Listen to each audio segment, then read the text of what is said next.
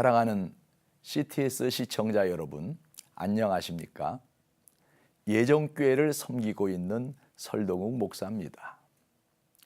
오늘은 고린도전서 10장 1절로 13절의 말씀을 근거로 해서 경계의 거울이라는 주제로 말씀을 드리고자 합니다. 현대인들은 거울을 많이 봅니다. 거울의 사전적 의미는 얼굴이나 여러 가지 모습을 비춰보는 기구가 있고 모범이나 교훈이 될 만한 사실, 즉 귀감을 뜻하기도 합니다. 다른 단어로 말하면 본보기인 것입니다. 마음에도 거울이 있습니다. 감추어진 마음이 마음의 거울을 통해 얼굴에 비춰집니다. 많은 기업체에서 사람을 뽑을 때 면접을 하는 것은 서류를 통해서 스펙을 보았지만 얼굴을 통해 인상을 보기 위해서입니다. 그 사람의 내면 세계나 자신감이 얼굴에 비춰지기 때문에 면접을 보는 것입니다. 오늘의 본문에도 보면 이스라엘 백성들의 광야 생활에서의 사건이 왜 중요한가를 말하고 있습니다.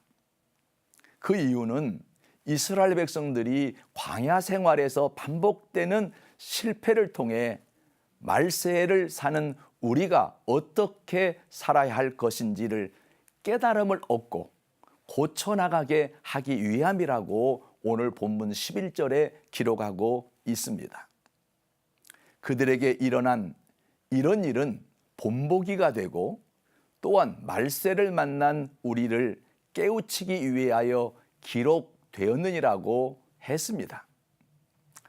여기에서 본보기는 과거 성경에서는 거울로 표현했었고 깨우치기 위함을 경계로 표현했습니다. 쉬운 말로 표현하면 깨우치기 위한 본보기가 경계의 거울인 것입니다. 저는 오늘 이스라엘 백성들의 광야 생활을 통해 우리가 똑똑히 보고 경계해야 할 교훈이 무엇인지를 생각해 보고자 합니다. 먼저 교회는 다니지만 개인이 구원받지 못한 사람은 실패한 삶입니다. 오늘 본문 1절로 5절 말씀을 보면 다 같이 출애굽 대열에 있었지만 하나님이 기뻐하지 않아서 멸망받은 사람들이 있었습니다. 성경은 조상들이 광야에서 있었던 실패한 사건을 기록하면서 오늘의 본보기를 삼고 있는 것입니다. 두 번째는 교회는 다니지만 신앙의 연단을 쌓지 않으면 결국 시험에 빠지게 된다는 것입니다. 신앙생활에서 제일 중요한 것은 훈련입니다. 신앙생활은 그야말로 영적 전쟁이기 때문에 전쟁에서 승리하기 위해서는 평소에 늘 훈련해야 합니다.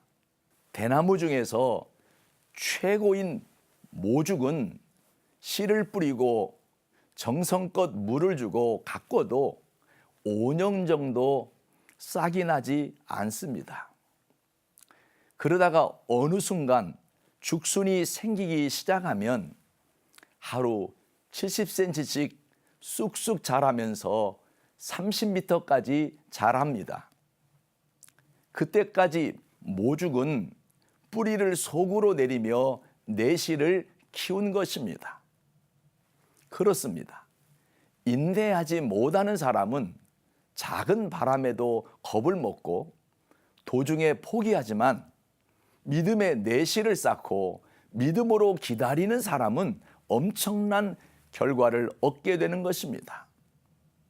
같은 독감 바이러스를 들이마셔도 건강한 사람은 가볍게 치르지만 면역력이 없는 사람은 죽음에도 이르게 됩니다.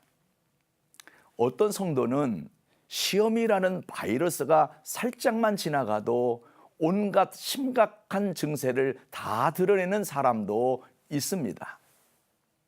사랑하는 시청자 여러분, 이스라엘 백성들의 광야 생활을 통해 우리 자신 속에 있는 약한 모습과 악한 본성을 볼 수 있는 거울이 되기를 바랍니다. 거울은 남의 얼굴을 두고 비판하기 위해 보는 것이 아니라 오직 나 자신을 돌아보기 위해 쓰여지는 것입니다. 그 거울을 자꾸 들여다보면 자기 내면의 얼굴이 보입니다. 이스라엘의 실패 역사를 보면서 내 신앙의 거울로 삼기를 바랍니다.